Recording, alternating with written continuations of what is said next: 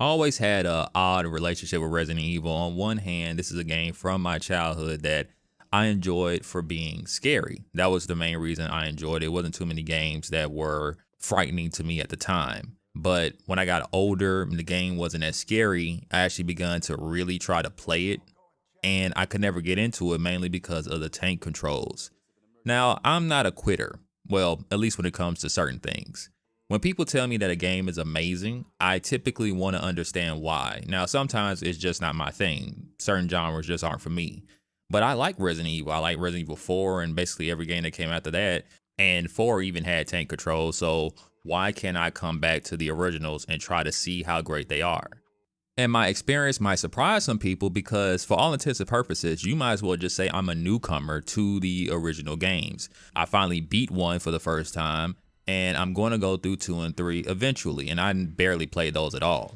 And coming off Capcom's recent debacle with them believing that people don't want the original versions of these games, this review should be interesting for anyone that's wondering what someone who's new to the franchise might think.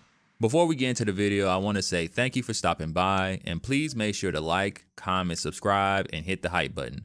All of that is free and it helps the channel. Thanks. Now let's get back into the review. Resident Evil basically created the survival horror genre. From a gameplay perspective, that just means you'll be going around this environment, this big mansion, and you'll be finding different key items, solving puzzles, picking up ammo and things you need to fight off the zombies, and you have to manage your inventory space. That's where the survival elements come in. You have to manage your ammo count. And the cool thing about Resident Evil is that you don't think about it, especially with it having the moniker of survival horror. It sounds like it's a new genre. When you really break down Resident Evil, it's really just a Metroidvania game. In Metroid, you find new powers to get throughout your environment. In this game, you just need keys and to solve different puzzles to move about. It's essentially the same thing. If you like Metroidvania, you should like Resident Evil. Now, the thing that stopped me from enjoying Resident Evil for so many years with the tank controls is one of the main reasons why people believe that the remakes are better and that you don't need to play the originals, because they don't think people of my age group or anyone that's younger that did not grow up with tank controls would like these types of games. And I grew up in the era of tank controls and I didn't like them back then. So don't think that not liking tank controls is a new thing. A lot of people back then didn't like them either. What I learned is how to enjoy the tank controls, and after learning them, how do I feel about them? Did I just get used to them and it's just something I have to deal with? No, I actually began to appreciate them and understand why they were, well, the reason they were there was limitations, let's just be real. But what they did with those limitations actually created a control scheme that you really can't emulate with analog sticks. This game is filled with dynamic camera angles, and the way that the controls stay consistent is through the tank controls. You know that when you press up on the D-pad, you're always going to move forward. And if you press left and right, you're going to turn in that direction. And if you press down, you're going to go backwards. The way this works, and this is what my biggest issue was, is that my brain was trying to process it and just going all haywire. Because I now know that no matter what I do, no matter where my character's looking, if I press forward, they're going to move forward to where they're looking. As long as I remember that it's relative to the character and not the camera angle, then the tank controls became easier to understand. That still didn't stop me from getting caught by zombies consistently, but that came with practice, to learn how to dodge them, to hold against walls, to learn how to back up. And that's one thing that you can't emulate with analog sticks. I think that's one of the coolest mechanics with this game is backing up. The character doesn't just turn around, they literally walk backwards, and if depending upon where you are against a zombie, they'll actually look frightened while they're doing it. Again, all this feeds back into the cinematic flair of Resident Evil, making it feel like the mixture between a horror film and a video game. Another trick that ended up being a blessing in the long run for this game were the pre-rendered backgrounds. To help with processing power, they basically created 3D environments with high resolution graphics for the time and just took snapshots of them and basically put textures all over the walls so that they don't have to render real 3D space. This gives the game a more dingy look and make the mansion look more realistic, at least for the time. Of course, you're going to look at it now and be like, this doesn't look all that great, but back then this looked amazing. As much as I like the pre-rendered backgrounds, there was one issue I found with them. The game teaches you that many things in this world can be interacted with when it comes to the pre-rendered backgrounds. And that includes essential puzzles to progress through the game, and of course, finding objects that'll be helpful for you like ammo and things like that. The issue is that sometimes the trigger to interact with them is like a weird hitbox. So for example, the terminal down in like the Steam room, there's two terminals down here. One is clearly you can interact with, and it has a big space where if you press the action button, Jill or Chris will say something about it. But there's a smaller one that I thought I could interact with that never triggered anything. And it's not because it's broken, it's because you have to stand in a very specific spot for it to work. And because the first 3 times I tried it, nothing happened, I thought this thing does nothing, only to realize it did do something. So stuff like that can be annoying, or even the numpad that's connected to the chemical room, I didn't even realize this was even here. So stuff like that can lead to backtracking and annoyance, and backtracking is something you're already going to do in this game. Backtracking has to be one of the most controversial things in gaming. Many people hate backtracking, but Resident Evil is basically built on backtracking. Now let me tell you the genius behind Resident Evil's backtracking, and it blends in the survival elements. This is something that as a kid I could not have appreciated because my patience was too low. Now that I'm older, I understand what they were going for, and I actually enjoy this concept. I gotta admit, in the beginning when I would die or just get lost in this game, it was annoying until I realized something. Let's say I died and lost a lot of progress, and I'm about to reload my save, and I had to do basically minutes worth of work again. What I would notice is that, well, I'm starting back with the inventory I had before. Because I now know the route I need to take, what's on that route, what items are going to be there, what amount of enemies are going to be there, and all that stuff, I can actually do the run better this time. See, that's the genius of the backtracking in this game. Now, that's when you die. What about when you just need to backtrack in general? If you get lost in this game and you're just spending time backtracking and figure out where to go, there is like a aha moment when you finally find that one item you were missing, or find that one door that the key you found hours ago unlocks. That sense of discovery and figuring out everything on your own is satisfying. That's why I would recommend, no one should look up a guide for Resident Evil. I didn't look up a guide. You don't need one. Just figure it out on your own, because if you just look up the game, then you're basically ruining the experience for you. You have to figure this stuff out on your own. I understand backtracking can be annoying, but another aspect of backtracking that I enjoy not only is just doing a run better if I happen to die. It was those moments where I may be low on health or ammo, or I just don't want to waste my health and ammo. And I was in my safe room and I knew where I need to go. And I knew there might have been some items along the way I need to pick up, because I know where I need to go now to progress. So I would plan out where I need to go in my head before going that direction. And that only works because I was backtracking and running around this mansion for so long that I basically knew it inside and out. Stuff like that is, you can't repeat that in any other type of game. Like, this is where Resident Evil becomes special. Even when it comes to fighting the enemies, the dogs in this game scare, like to this day, like the zombie turnaround doesn't scare me, but the dogs jumping out the window always get me. The dogs are annoying, and I only think they're easy to kill with the shotgun. So when I got the shotgun, I remembered that hallway with the dogs, I didn't kill them. So there was a point before I got my shotgun, I was like, when I need to backtrack, I'm gonna try to circle around this hallway to avoid getting hit by the dogs. Now that I had the shotgun, I had to ask myself, am I gonna really go down this hallway again? Do I really need to go in here and waste some shells on them just to clear this space? Because one of the great things about Resident Evil is that if you clear a hallway of zombies, unless there's something that happens in the story that progresses it and makes new enemies spawn in, the enemies stay dead. So that blends into the survival horror mechanic of, do you want to waste your bullets killing off all the enemies in this hallway? Maybe there's a hallway where you know you're going to go down a lot. And if it's your first time playing the game, you don't really know any of that stuff. But if you start to realize, hey, I keep going down this hallway and I left the zombies here, it'd probably be best if I kill them here so I don't have to run into them again. Because you can run into this problem of killing off a bunch of zombies in an area and just forgetting that you left some alive somewhere. So you're just running around through most of the map, like freely just enjoying life, only to forget that you're about to bump into a hallway full of zombies and you get bit by somebody. Resident Evil is a game of decisions. It gives the player so many micro choices and gives the player the trust that they can make good decisions in this game. And it kind of sort of, they're clever. They give you the illusion of you can screw stuff up. Like, unless you go out your way to just shoot all your bullets out or just use up all your saves, you're going to have enough to get through the end of the game. But there are moments where you could have wasted all your bullets fighting off enemies that you really could have tried to avoid at first, or you just saved too many times. You'll eventually find more as you progress, but the problem is you just made the game harder for yourself, which gives the game kind of a dynamic difficulty slider by your own decisions.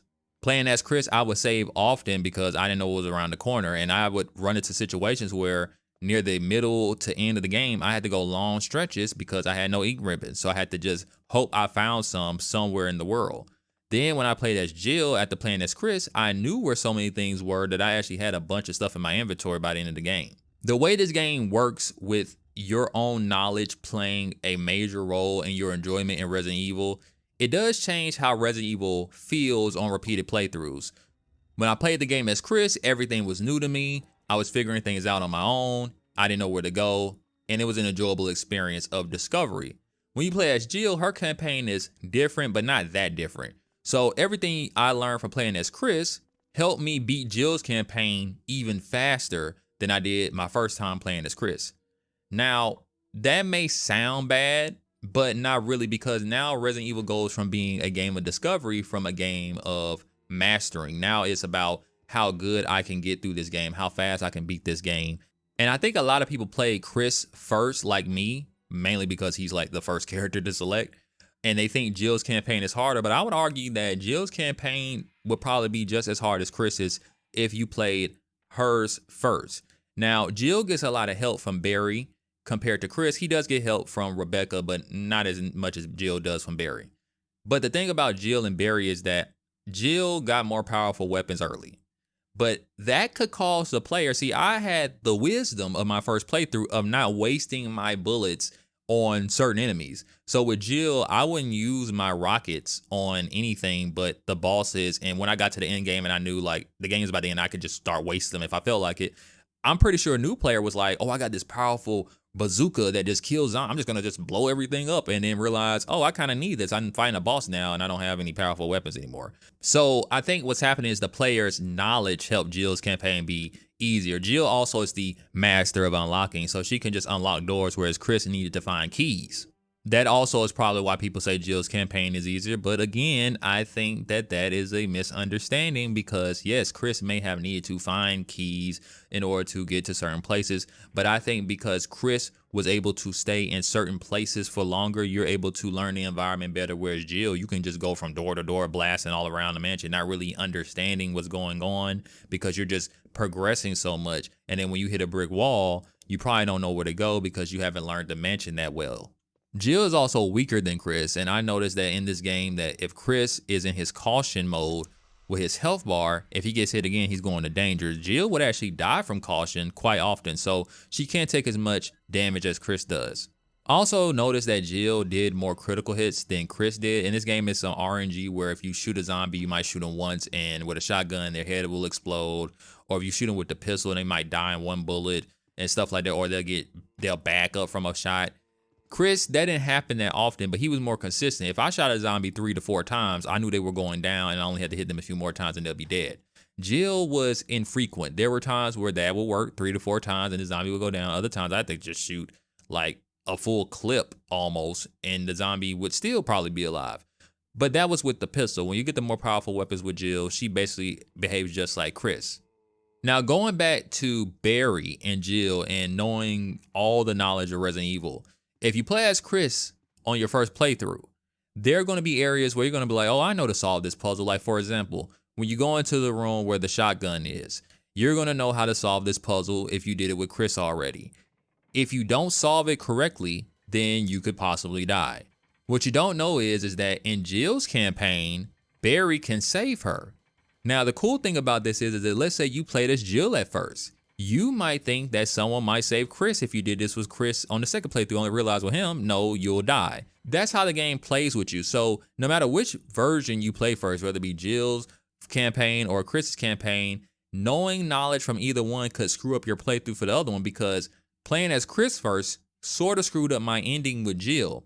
Because I knew how to solve so many different puzzles already, I was bypassing key moments that actually altered Jill's ending, and the first ending I got was the bad ending. Then I had to replay a lot of the game in order to get the good ending because I didn't know certain things trigger certain events. Chris also has different things he can select when he interacts with Rebecca, but honestly, most of Chris's interactions with Rebecca are very kind of just obvious. Whereas Jill and Barry were tricky. Some things that you could tell Barry no to or yes to, you wouldn't think would affect anything in the story, but it actually does. This could be a con in some people's eyes because, like I said, it is very just random. It's not like just obvious, like, oh, you're doing something wrong. You just think you're making a decision, and next thing you know, you got the bad ending.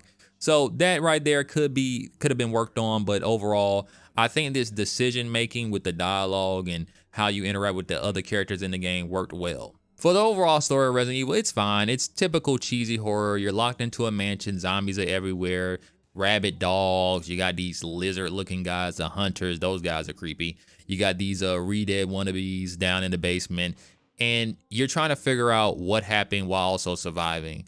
And what it boils down to is that you got science. It's always science. You got people trying to be God or whatever else they're trying to do and create things that man should never create. And now they're creating these zombies and these different viruses to make the ultimate being. And then you got betrayal with Wesker. It's all the stereotypical stuff, and it is enjoyable. The dialogue's cheesy. You got stuff like Jill sandwich. Is it Jill sandwich or jiggle sandwich? You let me know, because it sounds like you're saying jiggle sandwich. That was too close. You were almost a Jill sandwich. You're right.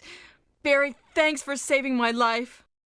You have some old school tropes like Chris is stupid, he can't make chemicals, but Jill can, and she can just play the piano, but he needs Rebecca to do it.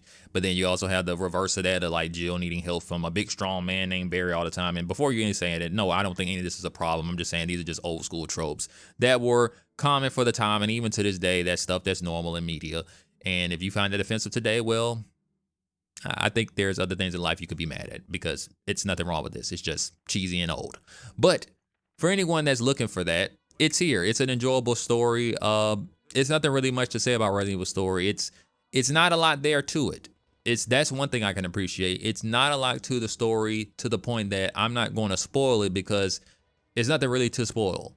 It's evil scientist people created bioweapons, and they happen to resemble what we consider a zombie or monsters, and they're killing people, and you guys have been tricked to be here, and now you all have to survive. That's basically it, and there's some betrayal and whatnot, but ultimately it's survive and leave the mansion.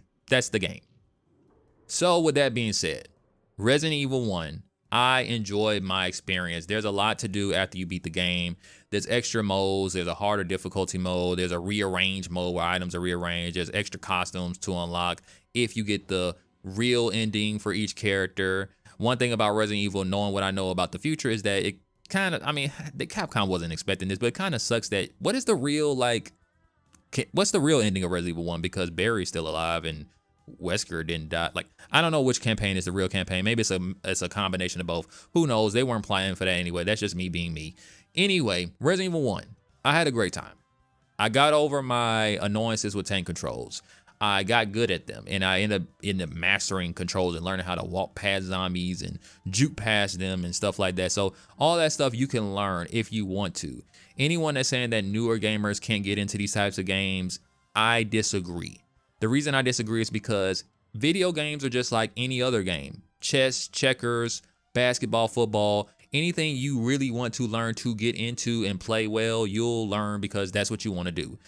Every game doesn't need to be ultra easy to just pick up, play, and start moving around in. Some games, it is good to sit there and figure out the controls, because that's why games are boring for a lot of people now. You just know what to do automatically. It's boring to you. You're going to have to learn how to play this.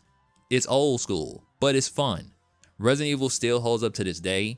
I know everyone says I need to play the remake, and I will one day. But as of now, I enjoyed Resident Evil 1, playing it on the PS5. It is basically an emulated version. If you really don't want to buy it, which I do suggest you support the game. You can buy it for $10, buy it, or buy it on GOG on PC. But if you're not going to do that, you could just emulate it if you never played it. The game is amazing. It's very fun. I understand why this franchise has existed as long as it has. I don't regret my opinions on it in the past, because my opinions on the past were honest. I didn't like it back then, but now that I'm older, now that I can appreciate it today, I do like it. I like it so much that I understand a little bit when Resident Evil fans don't like the modern ones. If you're used to how Resident Evil 1 plays in something like 4 or 5 and 6, I love 6. I know you guys are going to kill me for saying that. I get why you guys don't like those games. But for me, I like them all. Well, I don't know if I'm gonna like 2 or 3 yet, but if it's like 1 but better, I'm sure I'll be down for it. So thanks for watching this video. Peace out, keep gaming, God bless. Please remember to like, comment, subscribe. Please hit the hype button. All of that helps the channel. If you enjoyed this review, let me know. If you didn't enjoy the review, let me know in the comment section. What do you like about Resident Evil? Is there anything about Resident Evil that you're worried about? Like, let's say you haven't played these games, or you're younger and the tank controls and the way it looks is not appealing to you. Is there anything that you would like me to talk about? We could talk about in the comments, and maybe I could convince you to try it out. Either way, I hope you guys are having a great day. Hope you guys have a blessed day, and I hope you guys enjoy some video games. Peace out, keep gaming, God bless, and I'll see you in the next video.